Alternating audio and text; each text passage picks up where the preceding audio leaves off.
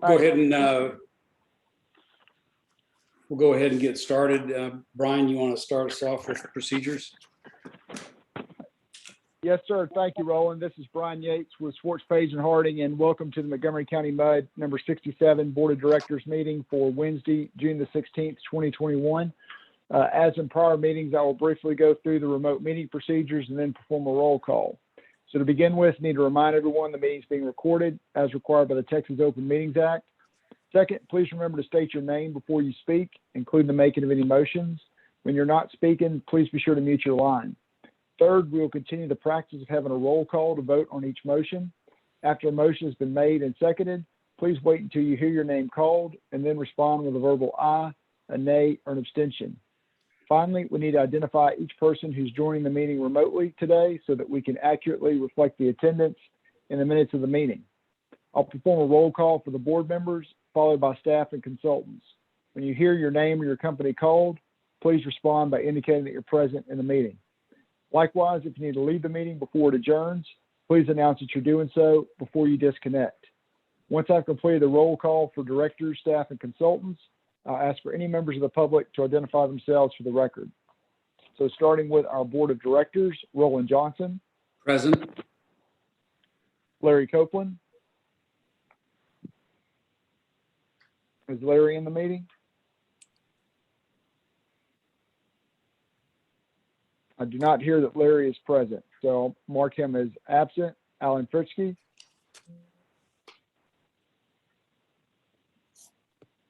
Is Alan in the meeting?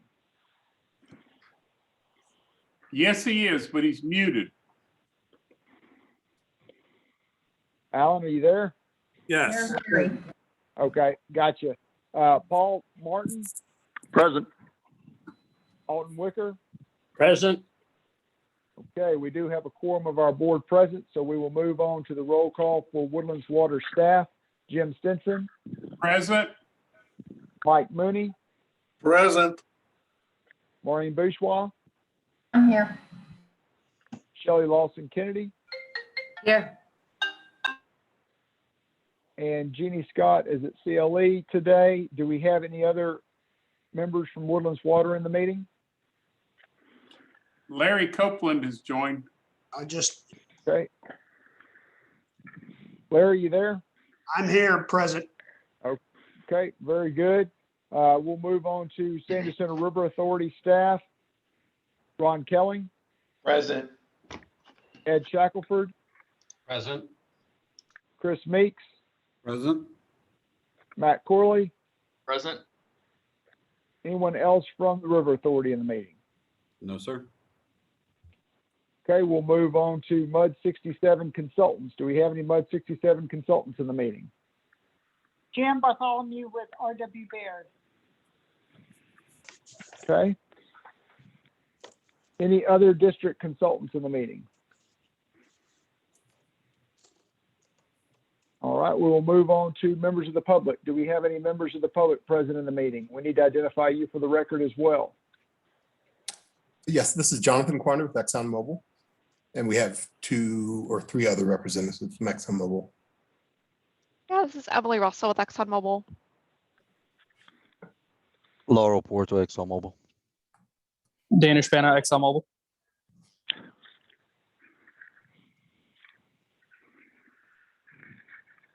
Okay, this is Brian. Any other members of the public present in the meeting?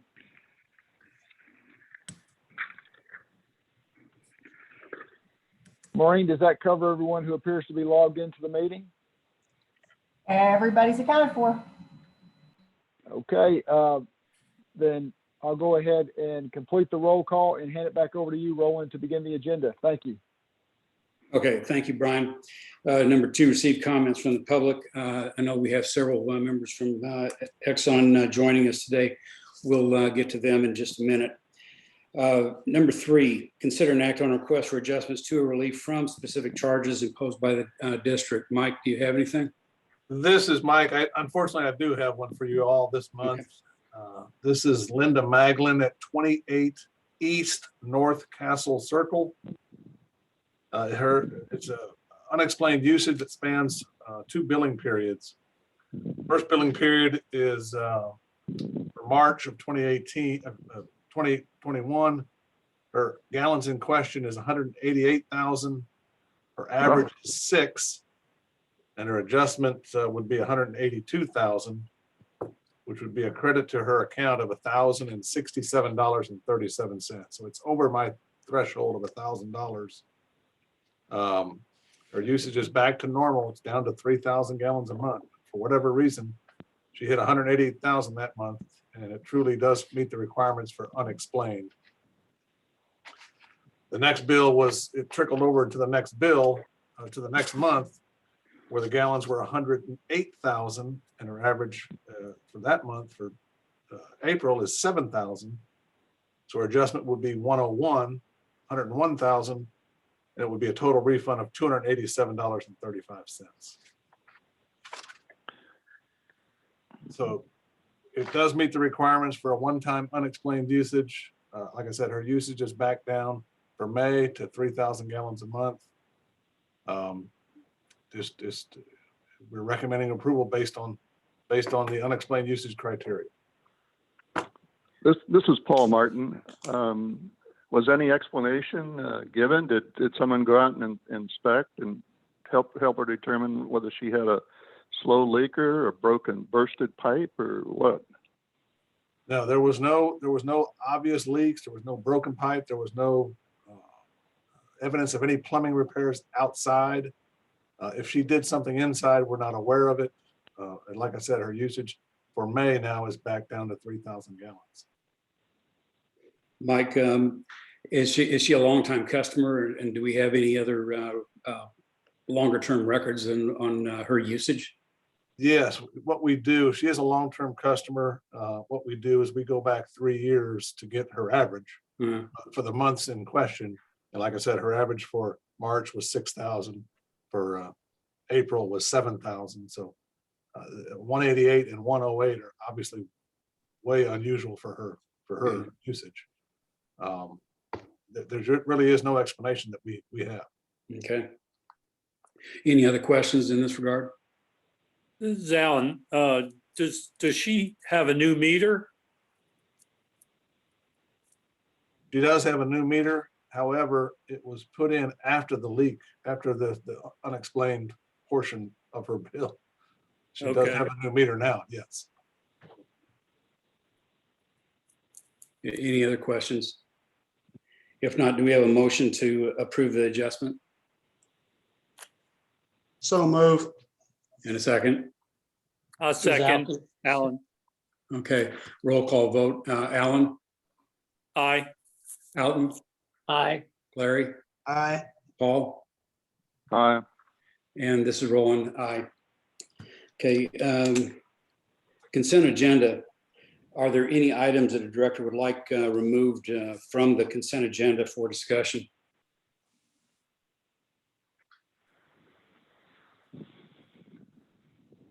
Hearing none, do we have a motion to approve the consent agenda? This is Alton, so moved. Okay, do we have a second? Alton moves. Do we have a second? Alan, I'll second. Alan seconds it. Let's see, Alan, Aye. Alton, Aye. Larry, Aye. Paul, Aye. and this is Roland. Aye. Consent agenda is approved. On the regular agenda, since we have several guests from Exxon, I suggest, unless we have any objection to this, moving number 14 up to discuss, and then we'll resume our regular agenda. And number 14, receive information regarding modification and partial termination of HL Champion Holding Company, LLC, and ExxonMobil Corporation tax abatement agreements. Brian, do you have some comments to start us off here? This is Brian. Thank you, Roland. So as you noticed on the roll call, we do have several representatives here from ExxonMobil. They did contact me after our last board meeting a week or two ago and indicate that they are interested in visiting with the board about a modification and partial termination of the tax abatement agreements for the two buildings out there. I'll go ahead and hand it over to them for them to go over the details, and then we can talk about next steps from there. I think this is going to be a multiple meeting process, but this is to kind of introduce the topic and start the discussions for moving forward. I'll go ahead and hand it over to the Exxon team to take it from there. Yeah. Thank you, Brian. This is Jonathan Quander. I'm an in-house attorney with ExxonMobil there in Spring, and then Laura Porto and Danish are with our tax department, and Emily Russell is with our public affairs office there at the Spring campus as well. So we appreciate your providing us time to be able to visit with you and kind of share the proposal that is currently pending with the county, and also there are discussions with the other jurisdictions, including the township and the road utility district as well. And so what the proposal, and for this meeting, Hughes Landing, HL Champion is not attending, but the information what I'm sharing is consistent with our discussions with them. And so they are fully on board and kind of endorse what we're proposing, and we'll lay out to you all. So essentially what has happened with ExxonMobil and HL Champion is we have had discussions with the county regarding essentially a proposed modification and termination, partial termination and modification of the tax abatement agreement with the county. As you know, we have a tax abatement agreement with your jurisdiction as well as the township and the road utility. Part of what this is as to a partial is relating to ExxonMobil. Our obligations under the tax agreements would be terminated this jurisdiction if you in agreeing and at a later time voting and approving that. And in exchange for that, we would make a full payment to the jurisdiction relating to both buildings. You'll recall there are two buildings there at Hughes Landing. And effectively what we are proposing, and this is consistent with the county, is that we would pay as if we didn't receive a tax abatement going back to essentially 2015. And so we would pay all taxes that had been abated to date. And then on a going forward basis, there would be no abatement of taxes, and we would pay all property taxes that would be due. What that total amount is, and I'll give you an approximation, for what we call Hughes Landing East, we call it Hughes Landing B, is that's approximately $233,000. And then for the other building, and in that building, we have 48% occupancy of that building. In the other building, we have 100% of the lease. And that total amount would be approximately $721,000. So essentially in exchange for kind of an agreement to terminate the tax abatement related to ExxonMobil, it would be a payment of $233,000 plus $721,000. The modification, and this is, I'm describing what's been worked with the county, and we've exchanged drafts of an agreement with the county that we have shared with Brian. The modification is that Hughes, HL Champion, Howard Hughes, has agreed in that building where they have 52% and they have other tenants, and we have 48%. There is a new term that we it hasn't been executed yet with the county, but essentially that Hughes Landing, HL Champion, is agreeing to maintain 350 positions in that building from their tenants. And so that is essentially kind of the gist of the terms. There's not a payment of monies from HL Champion because they're still going to take on a new obligation of maintaining a certain number of positions. They would be reporting in a similar way as what ExxonMobil had been doing in terms of our headcounts that we had reported into the county. And then I think that would get shared with you all. But that's essentially the proposal that we have been working with the county and with the other jurisdictions, the township, and we've talked with Brian also relating to the RUD, and they're not meeting again until August. And what last thing I'll say is, so for the county, they have noticed it on their agenda. There is a 30-day requirement, public notice, because this is a modification. I think that's per statute that requires a 30-day notice period. And so for the county, the agreement that has been proposed by the parties and essentially by Agent Champion, ExxonMobil, and the county is their jurisdiction, final consideration and potential approval on July 13th. So for a matter of timing, is that what we anticipate is the payment, and for this jurisdiction and for the others, is on the ExxonMobil side, is it would be a payment within, I believe, 30 days is the timing that we would be able to complete that if this is ultimately approved by this jurisdiction. I'll stop there. I don't know if Laura Porto or Emily Russell, if you have anything to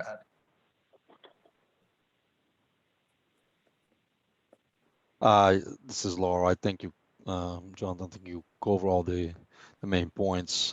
See if you have any questions or concerns.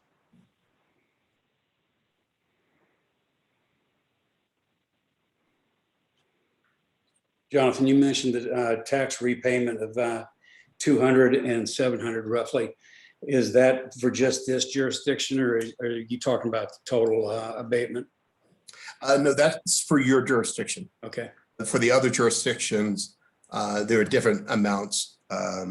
There's based upon the, as I believe, the tax rates for those. Okay, thank you. This money, the 233,000 and the 721, will go directly to your jurisdiction. Okay. Anybody else have any questions on this? Or Brian, do you want to direct us? This is Paul Martin. Oh, Brian, I'm going to refer everyone back to a schedule that was presented in our April 21st, 2021 package. And on that schedule were taxes that were paid by ExxonMobil beginning in 2015 and going through 2020. And it's for building B only. But 2020 doesn't appear as though it's been paid. Can anyone identify whether that has been paid, the 2020 taxes?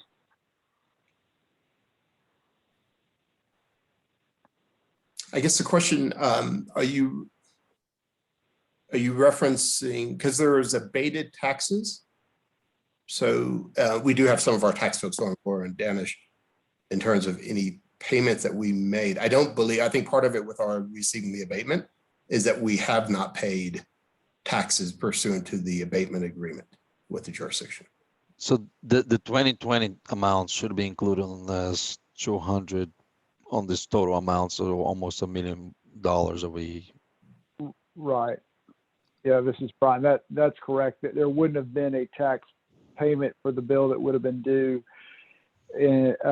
by February 1, but that would be included in the abatement recapture. Right.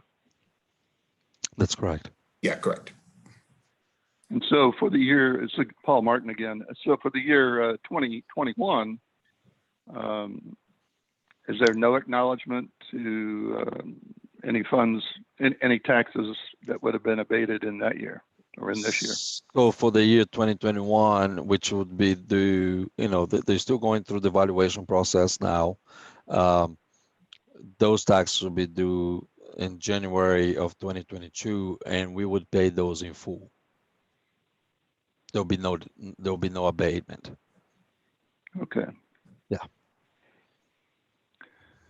And this is Brian. So just we're not to the point of getting into too deep of the details at this point because we're waiting for the county to approve their arrangement first, and our agreement followed the terms of the county in the original abatement agreement. So we want to see what arrangement is ultimately struck and approved by Commissioners Court before we get too far into the numbers for this particular recapture. I think from a high level perspective, what is being considered is that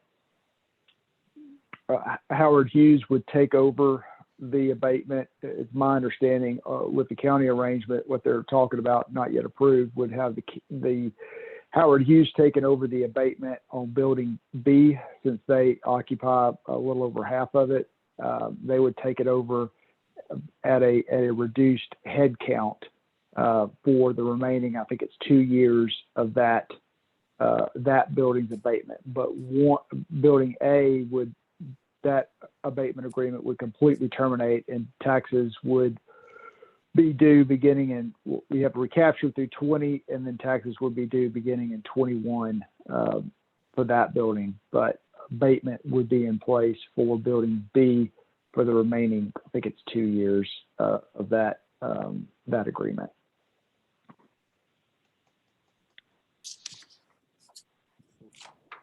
Okay. I guess Are there- one question, Brian, that I have, and obviously the directors will have whatever discussions that you all will have.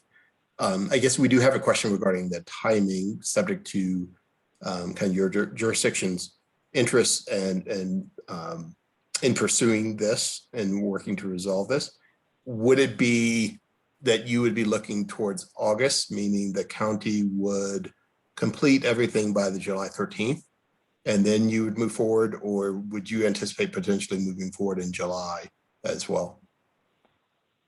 Yeah, this is Brian. I do not anticipate moving forward in July. I think the board meeting schedule would be, they would meet a little over a week after that July 13th meeting. So we would then discuss what was finally approved by the county, and then approve preparation of the modification and partial termination of the 67 agreement to be considered for approval at the August meeting.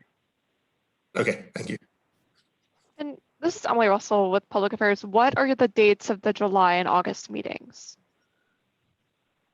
This is Brian. So July will be the 21st, and August would be the 18th.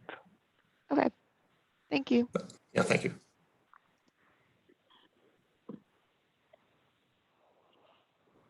Are there any other questions or discussion? If not, we will move on.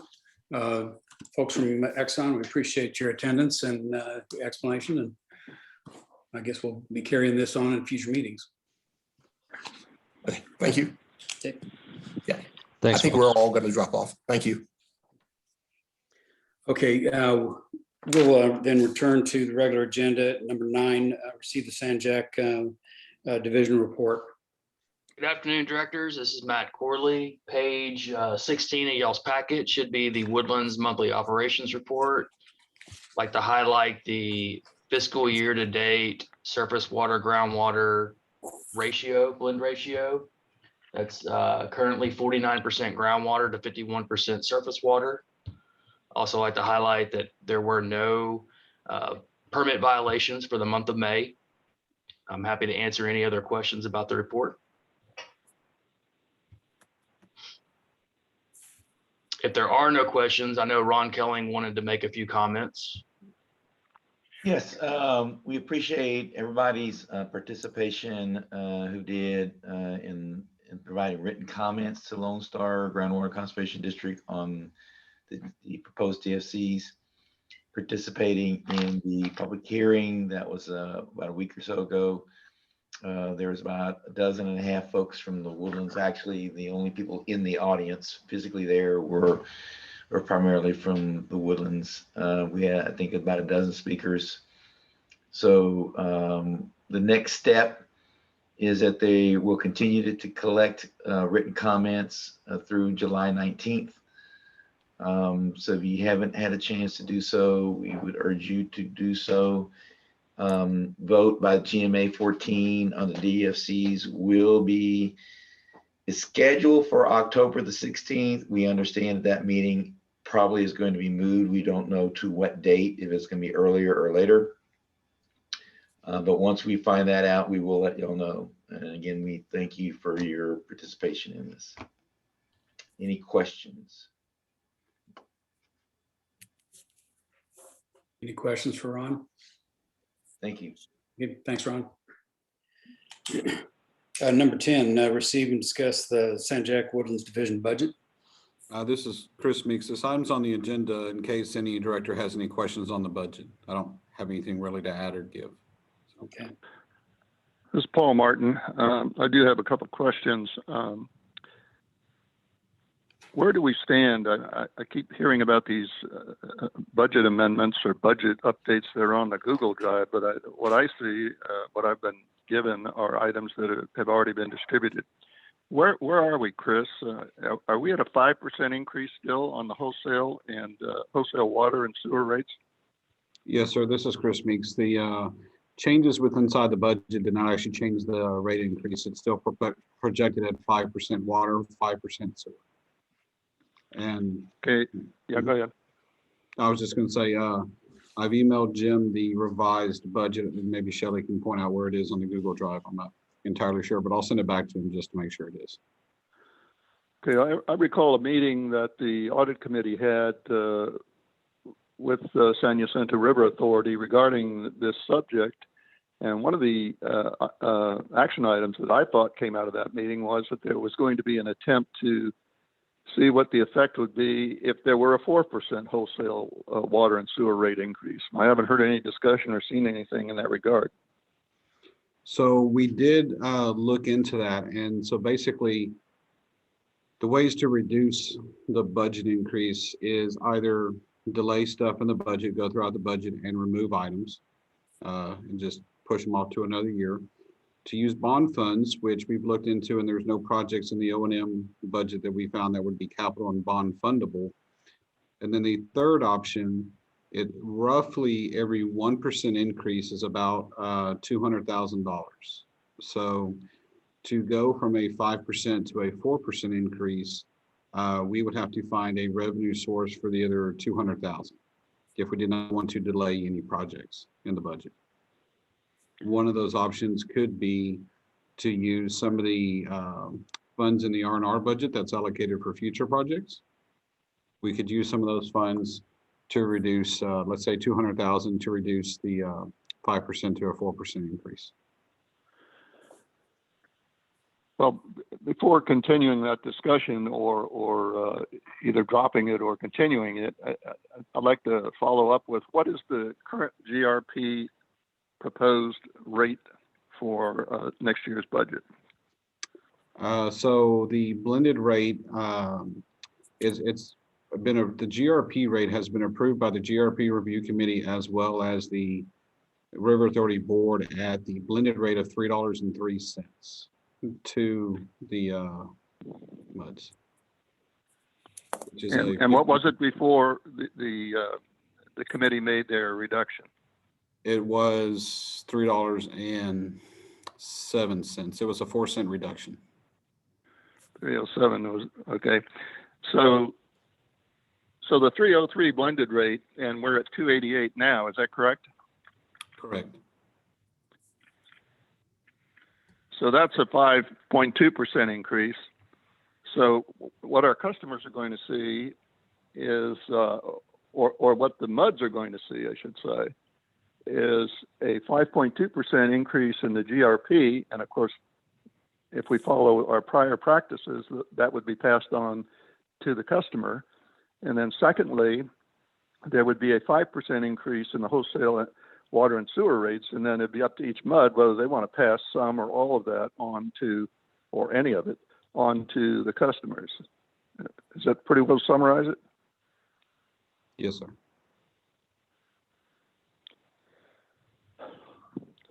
In addition to our own internal issues with budgets, that's going to be a cumulative, pretty good increase.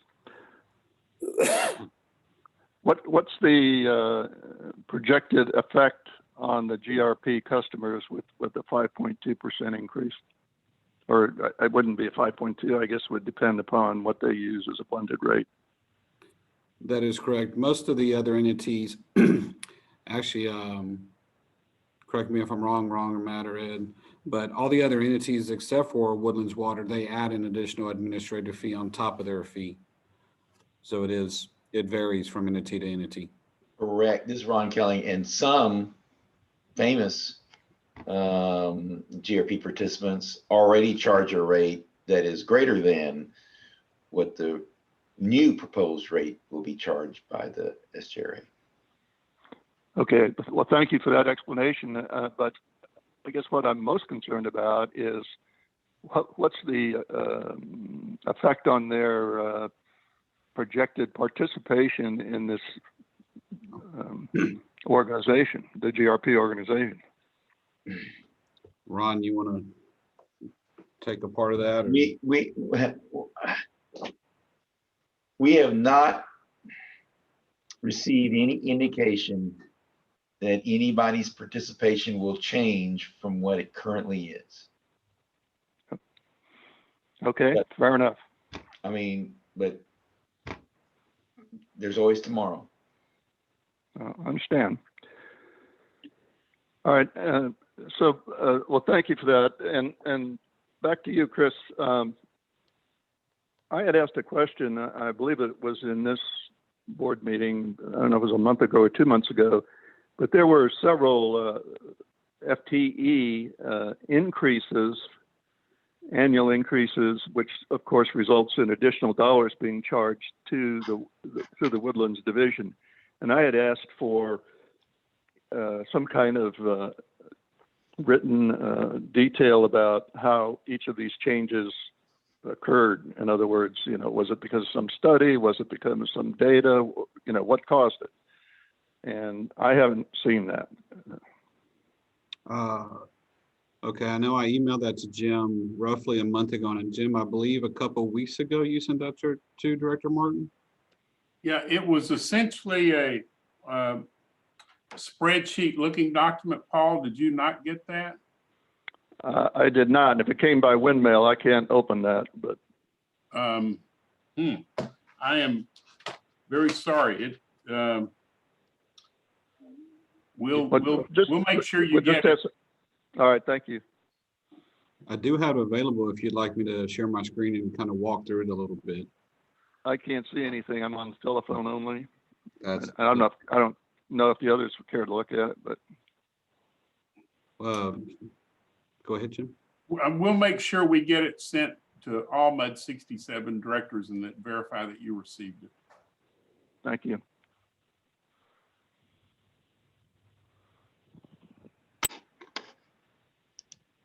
Paul, do you have any other questions for Chris or Ron? That's all I have. That's all I have right now. Thanks. Okay. Thanks, Paul. Any other questions for Sanjak? If not, we'll move on to number 11, attorney's report. Brian? This is Brian. Thank you, Roland. I've been reporting to boards under the attorney's report in this round of meetings about the status of the remote meeting transition to in-person meetings and where we stand from a legal perspective. So the governor did renew the disaster proclamation that suspends the in-person meeting requirements under the Texas Open Meetings Act last Monday for another 30-day period. He has been, as you know, extending that since March of last year. With the cases as low as they are for as long as they've been low, we anticipate that will be winding down sooner rather than later, but we don't know exactly when. We have been in contact with the governor's office and have been assured that we would get advance notice before that proclamation was lifted so that we could have an orderly transition for our district clients from remote to in-person meetings. That being said, we are going ahead and preparing to host in-person meetings for districts that would like to do so at our offices beginning in September after Labor Day. For Woodlands Water districts, we are looking at a more accelerated time frame than that. The trustees did vote last week to hold their first in-person meeting post-COVID in July. They also voted to recommend that the MUDs consider whether or not to hold in-person meetings in August and have that consideration at each MUD's July meeting. I understand that Jim has been conducting informal straw polls with directors to get a sense of their interest and willingness to participate in in-person meetings, and the response has been by and large very favorable. So we do anticipate that most, if not all, the votes in July will support going back to in-person meetings in August. At the end of the day, it is a district director decision. So if there's one or more boards that would like to wait longer, they can certainly do so. If there's a district that wanted to move more quickly than that, that would be a possibility as well. But that was the recommendation from the trustees for districts to consider going in person starting in August. So that's where we stand on in-person transition at this point. Everybody is, I think, anxious to get our meeting schedule, like the rest of everyone's lives, back to more normal pre-COVID, and we're excited to have the opportunity to do that here over the course of the summer. So that concludes my attorney's report. Happy to answer questions if y'all have them. This is Alton. Just a question. You mentioned that if we resumed back in person, it would be at your offices. Is not the Woodlands water offices? No, this is Brian. By way of context, I was just saying for our district clients that meet at our office, I'd say the lion's share of our district clients do meet at our offices. Some meet in the district, and then of course the Woodlands meets at the Woodlands Water Administrative Building. So I was saying for most of our district clients are going to be looking at going back starting in September, but we are looking at a more accelerated time frame to return to in-person meetings here in the Woodlands. Thank you, Brian. Any other questions for Brian? Thanks, Brian. Number 12, receive and/or act on staff update regarding the status of Texas Water Development Board financial assistance application for funding assistance on the Bear Branch improvement concept. Jan, I know you're on the line. Do you want to go first, or do you have anything in particular? You want me to go through where we are with potential funding allocation partners?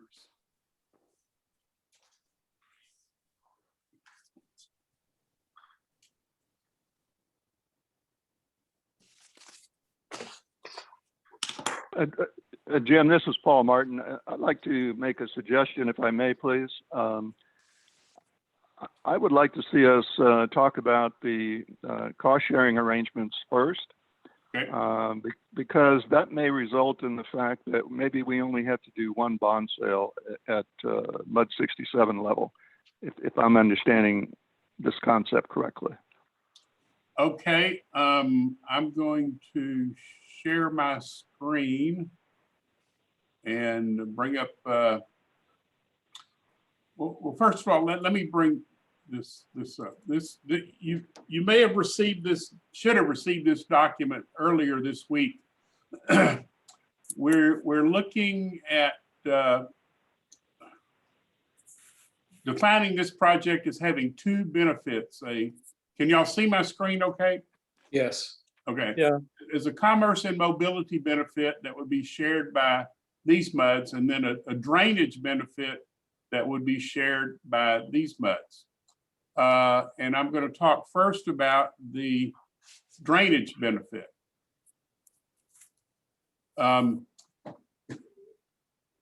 you see now the map in front of you? That everybody can see this? Yes. Okay. The drainage benefit, we are showing an allocation. The clouded area here represents generally the area in MUD 67 that will receive the greatest benefit, and that is allocated about 65%.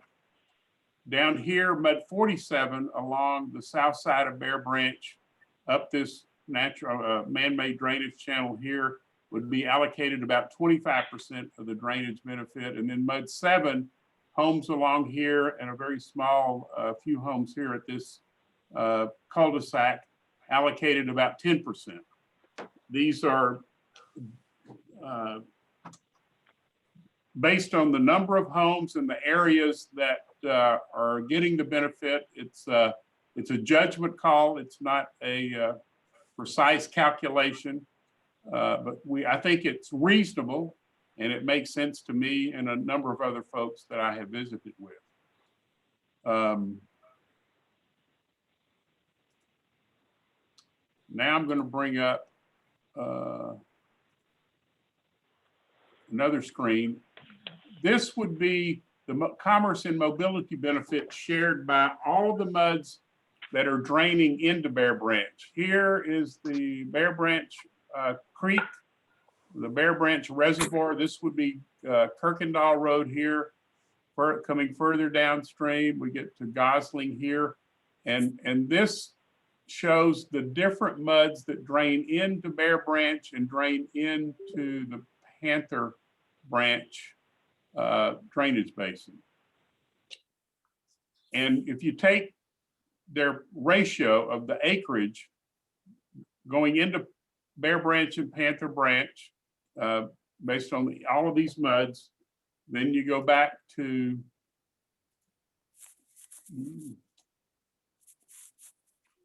this, and these are the ratios. MUD 7 has about 6.5% of the drainage area, MUD 46, 22.8, 47, 46.5, MUD 60, and MUD 67. This is their calculated percentage of the total drainage area.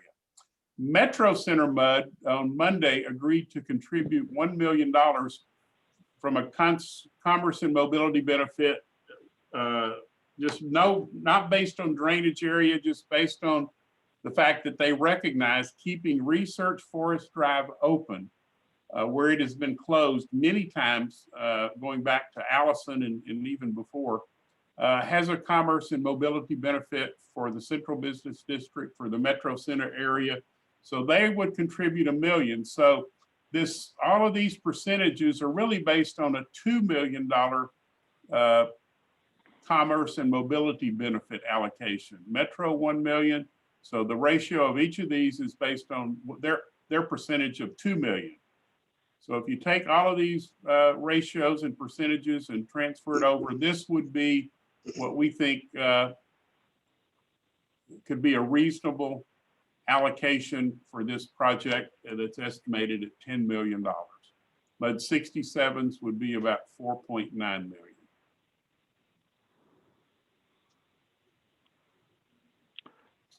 And we have presented this to MUDs, of course, Metro, MUD 7, MUD 60, and 46. I mean, in 47, Metro approved the cost sharing allocation. MUD 7 agreed to participate. MUD 60 agreed. MUD 47 last night didn't agree, but agreed to review it and have it back on their agenda next month for action. MUD 46 will be after your meeting today. So with that introduction, I'll take questions.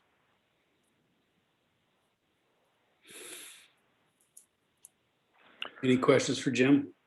And I might add, Brian is recommending that these contributions be made in cash at the end of, towards the end of this year and be put in escrow rather than be part of a 30-year zero interest loan.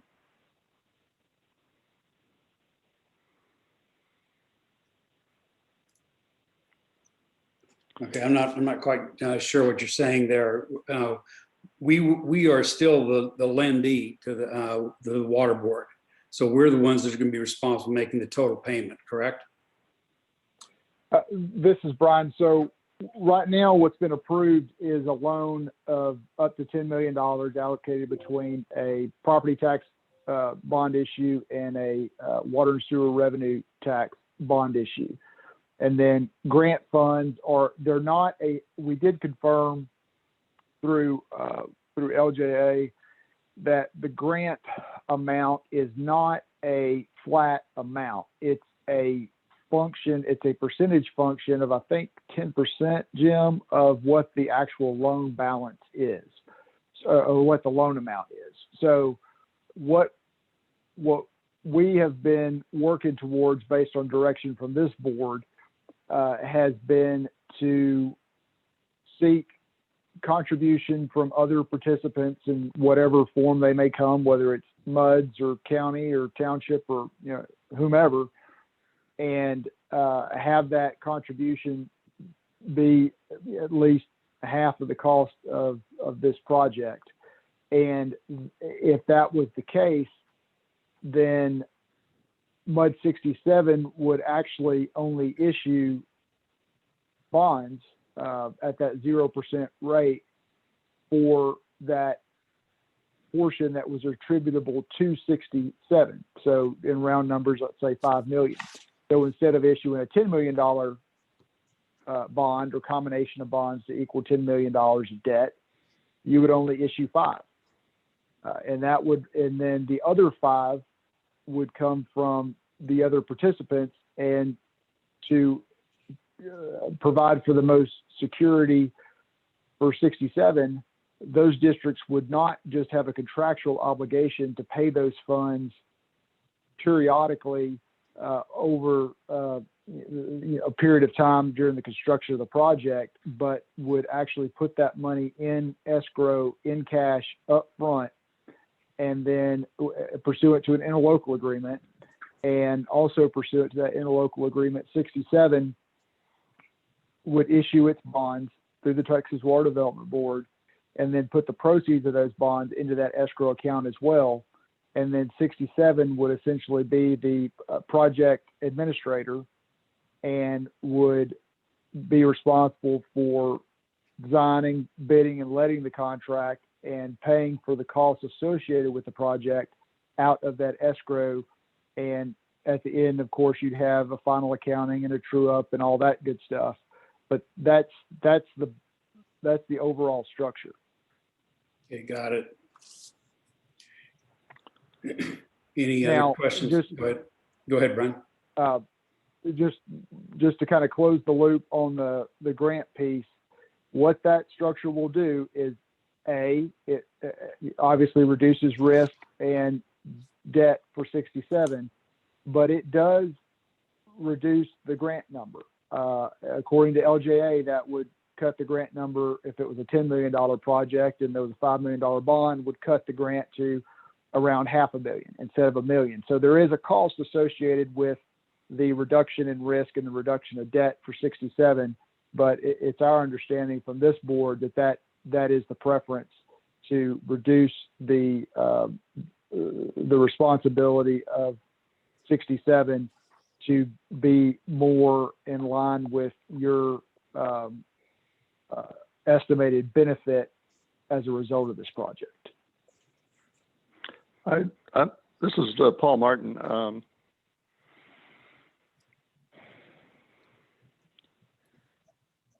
Every time we revisit what these words mean from the state, our costs go up, it seems to me. I mean, now instead of $1 million, we're going to have $500,000 as a grant, and I'm not even sure if I understood correctly that it will all come up front. It'll just come as a percentage of the balance as it decreases, so it'll be a 30-year grant.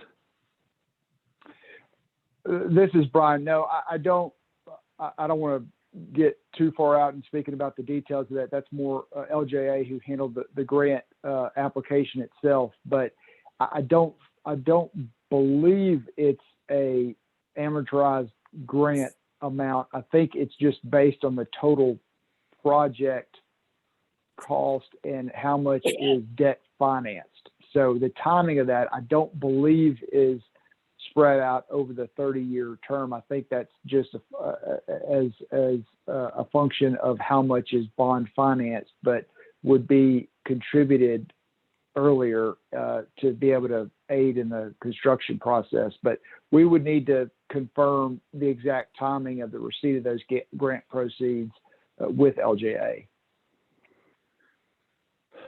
Okay, I hate to be a broken record, but I'm going to go back to some concerns that I have raised on numerous occasions, and I didn't hear any of them addressed during this past discussion. Number one is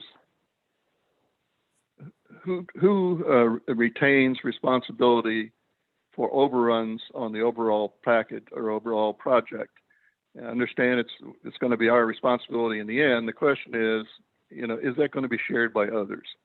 So I'll just go on and continue. Number two, it looked like we were in the neighborhood of, I don't know, $500,000 or $600,000 in bond sale expenses that MUD 67 would incur. Same question there. I mean, are we going to be expected to pick up all of that, or is that going to be shared with others? And third, since as I recall, we have about 4.6 million left in our bonded authority. And, if the number looks something like 4.9 for MUD 67, it seems to me we could just do it with that one bond sale, and with the additional cash that looks like it may be available from ExxonMobil per the prior discussion, we may be able to just do one bond sale instead of two, with the tax money, which has always made me nervous to begin with, but since we've never had one of those in the Woodlands to anyone's knowledge. So those are my three concerns, and I didn't hear any of those addressed, and just like to discuss them. This is Brian. Paul, let me cover those initially, and Jim, feel free to chime in as well. So I envision that those first two will be addressed as part of the interlocal agreement. One being that cost overruns or underruns would be proportionately handled as part of that true-up process by the participating districts, with the exception of Metro. Metro would be paying in a lump sum, and that would be it for them. And then the others would handle the overruns or underruns on a pro rata basis based on how much they initially put into the pot, divided by the total amount of all the contributions except for Metro. So that's how that would be handled. Well, let me just, before we go on to point two, was that issue or was that explanation discussed with the 1, 2, 3, or 2 or 3 others that have approved? Yes. I mean, we've talked about it in generalities, being that right now there's still engineering work that has to be done to tighten up what the ultimate number is, but that initially each party would put up to the amount that's on the spreadsheet there to come up with the $10 million number. And then there would be a true up process at the end, with the exception of Metro.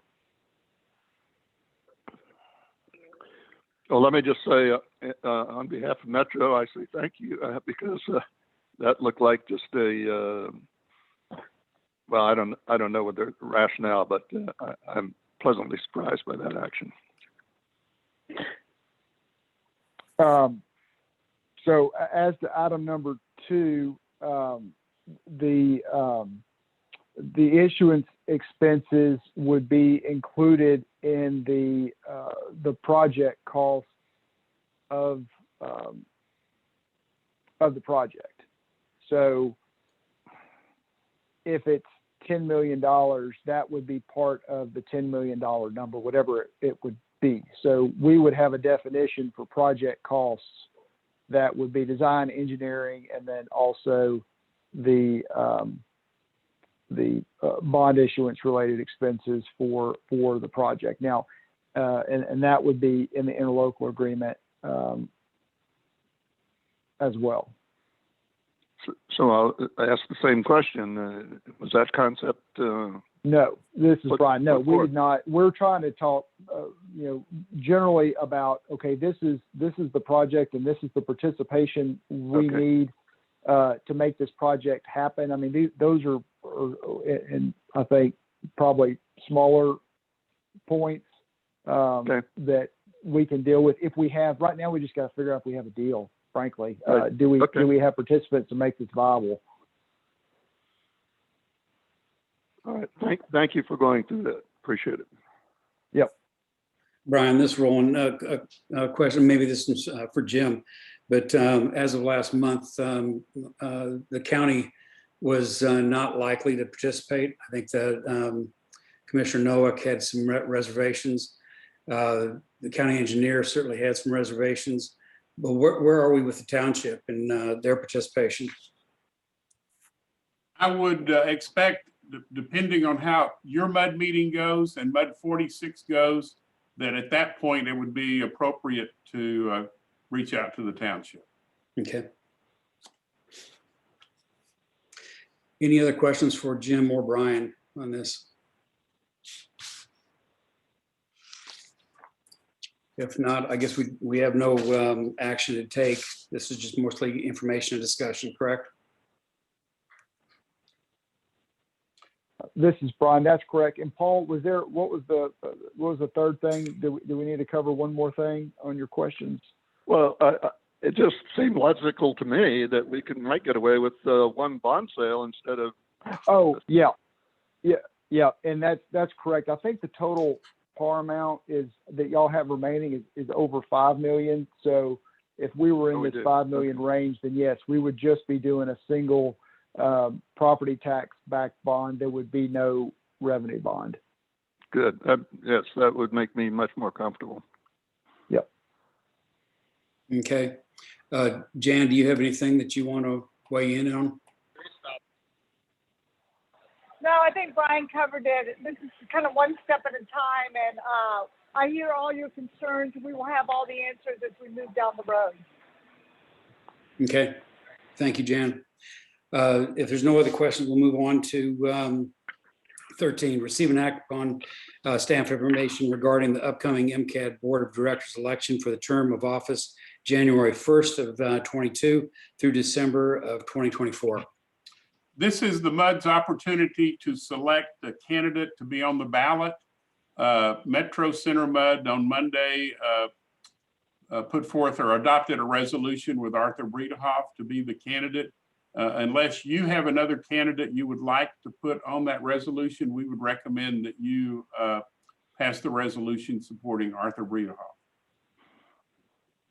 Okay. Do we have a motion to that effect?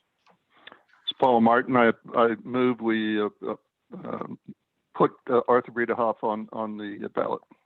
Okay. Do we have a second? This is Larry. Second. Okay, Larry seconds it. Alan? Aye. Alton? Aye. Larry? Aye. Paul? Aye. And this is Roland, aye. Motion carries. 14 we've handled. 15, Jim, the general manager's report. Okay, thank you. A few items to summarize from the trustee meeting. I did report that we're continuing to have productive discussions with TACUS on construction techniques, notification protocols. We did come to an agreement with help from our legal counsel, outside legal counsel, on the damages that we've incurred to resubmit invoices to the 5 prime contractors that TACUS has been using in the Woodlands since January of this year. So with some assistance from TACUS, identified who those contractors were in the areas where the damage occurred. So we re-invoiced those and put a deadline of next Wednesday for payment. We'll see how that plays out. I did report in your packet, the monthly report from HARC is in your packet with comments that they prepared to Lone Star regarding the phase 2 subsidence study. I don't know that it did any good, but they were prepared those comments as a part of the consortium agreement. Also, probably sometime this week, we'll be doing a press release with Hark's study and input from their Science Advisory Committee on where they think additional subsidence monitors should go in Montgomery County. Also, we'll be releasing a storybook, story map, a website regarding the groundwater consortium and where public can go to get information about this topic. The two areas where the AMI poles are causing concern with neighborhoods, Slash Pine and Lake Woodlands Drive and Woodlands Parkway intersection. We've identified several locations in either Sawmill Park or Forest Gate Park where we could relocate those poles, so that is still being vetted from logistics standpoint. More to come on that. And then we are the request that the Woodlands Water do what we can to get set for securing funding from the Biden infrastructure bill. We've discussed that topic with the San Jacinto River Authority staff, and recognizing that their needs are much bigger numbers than our needs, and probably in a shorter time frame. We're partnering with them to develop a short list of consultants and lobbyists to get best positioned to get some of those funds. And we're also scheduling a meeting with Congressman Brady's office to get some feedback and guidance from his staff and him personally on how we might best accomplish this. And that concludes my report. Okay, thank you, Jim. Any questions for Jim? This is Director Martin. I'd like to ask the status of the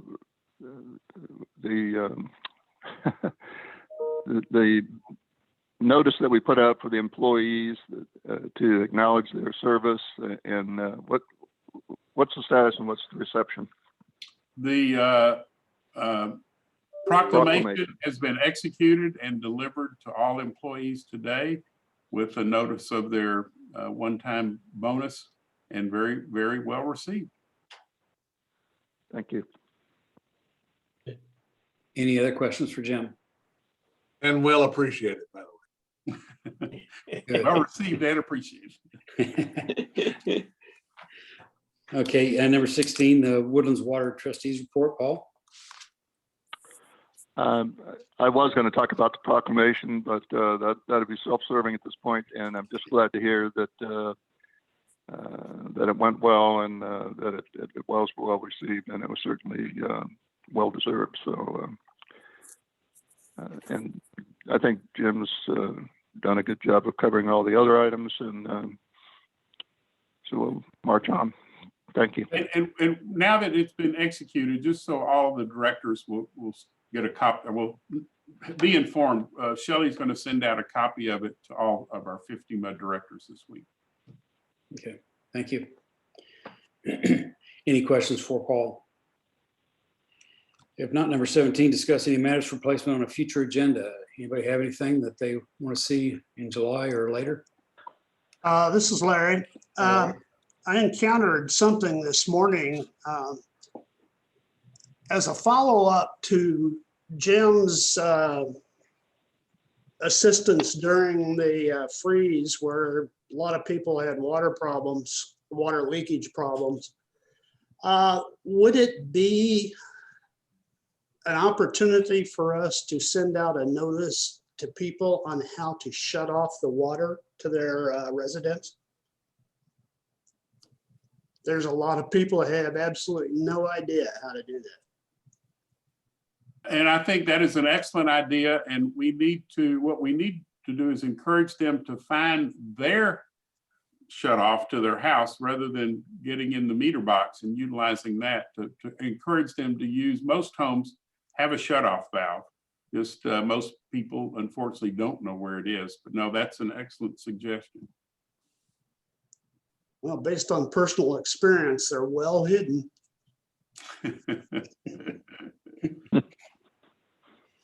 Mine's in my laundry room. That's where mine is. Mine too. Okay, any And I might say, I've had to replace it twice in the 20 years I've been at my house because of corrosion and other things, making sure that it worked properly. Anything else? Yeah, this is Director Martin. I was not talking about the presentation today that was on the agenda. I thought I understood the abatement issue, and I'm more confused now than I was before when he started talking about building A and B. And I don't know if we can have an opportunity to meet as a board with our management and our legal to take a deeper dive into this. I'm not sure I understand what they're trying to do here, and I don't want to have a discussion off agenda, Brian. But what can you help us here? This is Brian. So I think once we have the agreement that's approved by the county, then I think it'll be a lot easier to talk about it. It's hard to talk generally about these two tax abatement agreements and what may or may not happen until until we see what the county does, and then I think we'll be in a much better position to talk about it. And if the board would like to schedule a special meeting between your July and August meetings, then we could certainly see about accommodating that. A special in-person meeting, especially if we would already be going back to in-person in August anyway. Mm-hmm. Maybe a week before, maybe the week of the trustee meeting in August, schedule a special meeting. We could look to accommodate that. All right, because I heard some new concepts today that weren't even discussed last time. Is the building A is now part of the abatement, and that Hughes Corporation was going to take over some of the abatement. I mean, that's all new. Yeah. Well, this is Brian. I think we could discuss this as part of the abatement agreement item. So we're not talking about anything that's off agenda. So just to kind of recap a little bit, what had happened before was that there was a requirement for a certain head count in building A and B, and there were abatements on building A and B. ExxonMobil occupied 100% of building A. They occupied a portion of building B. They were under the impression, I believe it was, that the head count requirement that they had for A and B was cumulative.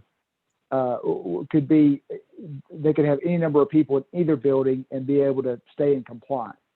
Where the county's interpretation was that no, you've got to have a certain number in each a certain minimum number in each building. And so then and there was no issue. They had staffed basically building A, and so there was no abatement compliance issue with building A. So we were never talking about building A. There was only a compliance issue with building B. So then Exxon said, oh, well, that's easy enough to fix. We'll just move some of our overstaffed, quote unquote, folks from building A over to building B, and voila, we're back in compliance. So that was the discussion before. Now they're coming and saying, I guess that we're just we ExxonMobil are pulling up stakes and are going to be housing all of our folks at the main campus on the south side of the creek in Harris County.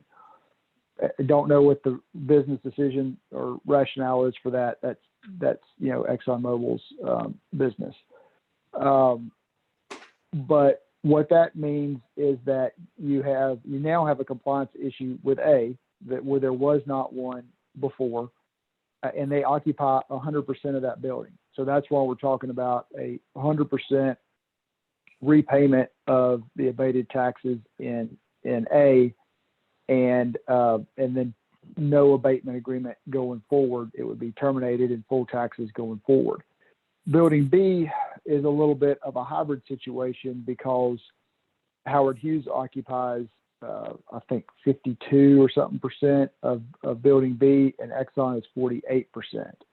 And so I think there's an effort to have some sort of a negotiated solution with the county, and I can't speak for the county for where that is, but I think they're supposed to be considering something next month. But I think from what I understand, there's supposed to be a potential negotiated solution that would allow for a pro rata repayment of the abated taxes on Building B as to the 48% that was occupied by ExxonMobil. So basically a 48% repayment, something like that, for Building B. And then the remainder would remain abated to Howard Hughes, and they would assume the abatement responsibility going forward with a certain other headcount threshold. And so and then they would keep the full abatement, 100% abatement on the building, I believe, for the remainder of the 2 years. But again, that's something that the county, as the lead on these tax abatement agreements, is negotiating. And then once that's done, whatever that arrangement ultimately ends up being, then that can be brought to the MUD and considered by the MUD. And as you know, for our abatement agreements, we have historically followed suit with the arrangement that is negotiated by the county. I think we've gone through that exercise. I can't remember if it was all with 67. I know we've gone through it with CB&I or McDermott, and we've gone through it with Anadarko and Oxy. But I think Oxy, that was Metro. But we've had to go through it a couple times now on a couple of these abatement agreements. Does that help, Paul?